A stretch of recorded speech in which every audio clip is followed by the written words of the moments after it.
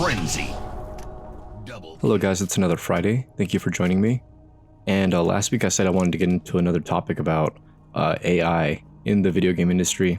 And while I was doing the research for that, I realized that the topic is a lot more broad and it's going to take a lot more time to break down all the ways that AI is being projected to be used in the future, and a lot more time to research what AI technology is actually being used right now in video games that are in production. A lot of the information is a lot harder to find and confirm than I thought it would be, so I'm going to need more time to really make sure I get all the details right and be able to paint an accurate picture of where the AI technology is right now and where it most likely will go in the future. But the one thing I wanted to address, which is part of the main topic for the video today, is whether or not AI has actually had a big influence on the massive layoffs that have happened recently. And surprisingly enough, AI has actually very little to do with the layoffs that are currently happening, because there's not a lot of actual AI technology that's ready to be used in the game creation process. There's a lot of interesting demonstrations and projects that I'm going to get into in a future video, but as far as tools that are being currently used, there aren't any like really big major AI technologies that are being utilized. But anyways, before I get too into that topic, like I said, the main topic, has AI been responsible for the closure of all these different studios? The answer is most likely no. And now that I've had more time to do research, I actually have a compelling list of reasons why all these different studios had to be closed down. Now, the main source that I am using is Wikipedia, just because it kind of lays everything down real neatly. But after looking at all the AI technology that's still in development, it was very easy to write that off the list of possibilities. And these other reasons that are given here actually make a lot of sense. So one of the massive reasons why we're seeing a big layoff in the video game industry is basically because of expansion during the pandemic. So as y'all know, during the pandemic, we were all stuck inside and we were consuming a lot of entertainment, and video games is a huge chunk of the entertainment that we consume. And with that, a lot of video game studios saw a bunch of money pouring in, which equates to resources coming in for them to expand their companies and invest in new projects.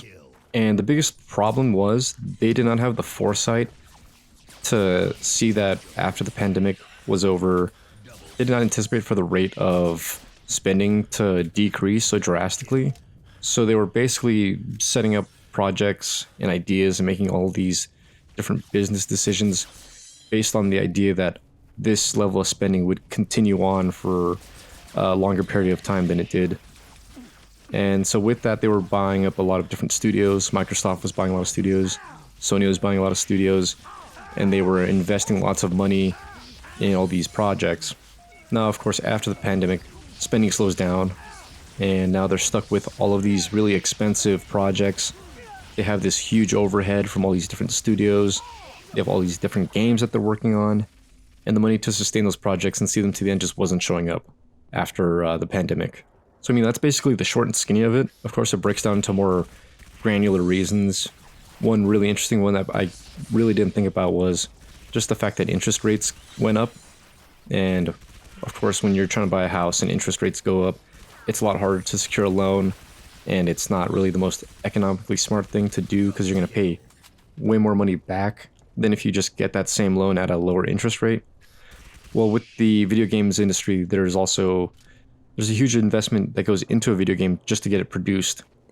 And with the interest rates going up higher, you know, with any loan you take, it's going to be a much larger risk than at a point when the interest rates are lower.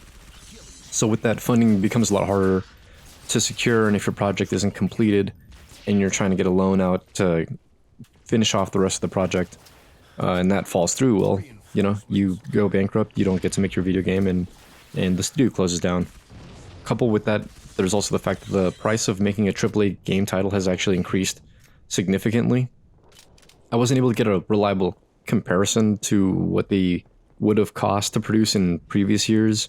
But what I can tell you is that the Grand Theft Auto title that we've been waiting for has been priced at a budget of around $250 million.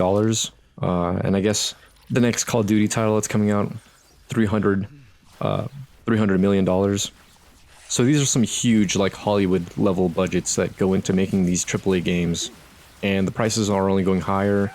one of the main things is just the sheer expense of the technology that you use for doing things like motion capture, which is a lot more expensive than having just one guy animate things on his computer using keyframes.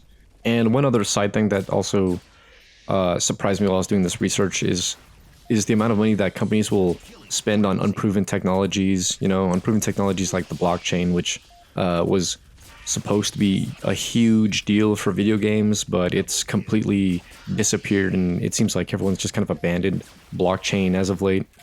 And now this isn't exactly the most related thing I have to say, because it's talking about the metaverse, Facebook's meta technology. But just to give you an idea of what I mean when I say spending lots of money on unproven technologies, in 2021, Meta reported a significant operational loss of $13.72 billion. $13 billion with a B dollars down the drain lost on this meta technology that, quite honestly, nobody's asking for. I don't know who's excited about it. I'm not personally. Things like VR chat already exist, so I don't understand what the appeal of Meta is supposed to be. Of course, maybe, a more family or advertiser business friendly version of VR chat, but it's a huge operational loss. And if you can imagine, if Facebook is spending all of this money in Meta and VR technology, then Sony and Microsoft and Steam possibly Nintendo are also going to be working on some type of similar technologies, and it could all potentially result as a huge loss to the company at the end of the day if these technologies don't end up becoming mainstream, which currently not a lot of people are adopting these technologies. I mean, VR headsets are cool and all, but it's just still too expensive and too restricted to really be something that I want to take advantage of. But I mean, basically, if I had to encapsulate everything, number one, AI not responsible for job losses in the video games industry, at least not in a significant way. The technology just is not where it's at. You might be thinking that AI technology is super crazy good and video game industry's already been using it. No, that's false. That's false. The AI technology is something that is still being looked at quite skeptically by game developers. But like I said, future video, real important because there's a lot that goes into that, and it's way bigger of a topic than I have time to break down right now. Moving on to the next point. Basically, the reason why a lot of jobs are being lost can chalk it up to really bad business decisions that were made years and years ago, and the ramifications of those decisions are now being felt. Spending is a huge thing. We're spending less money, and that definitely affected the video game industry. But more than anything, they just made some really bad decisions a long time ago. The pandemic wasn't going to continue the way that it was forever. Our spending habits were obviously going to change during the pandemic and weren't going to stay the same after. And I really think that they should have considered that before making these decisions. And yeah, I think that basically wraps up this topic. Why a lot of video game developers were shut down recently.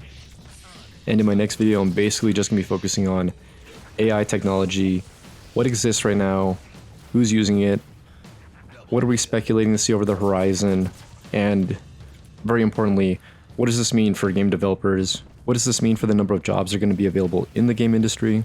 And also, could this potentially be a good thing for indie developers? Could we potentially see some kind of renaissance of amazing new game experiences because now more people than ever have the ability to create amazing video games? But I should probably cut it off right here because the video's getting way too long. I hope you guys have a wonderful Friday. Thank you so much for watching this. If you found this informative, please give me a like, subscribe. I'm going to continue making content about the video game industry, video game news, and I'll see what other things I expand into in the future. So thank you guys. Bye-bye. 2 enemies remaining.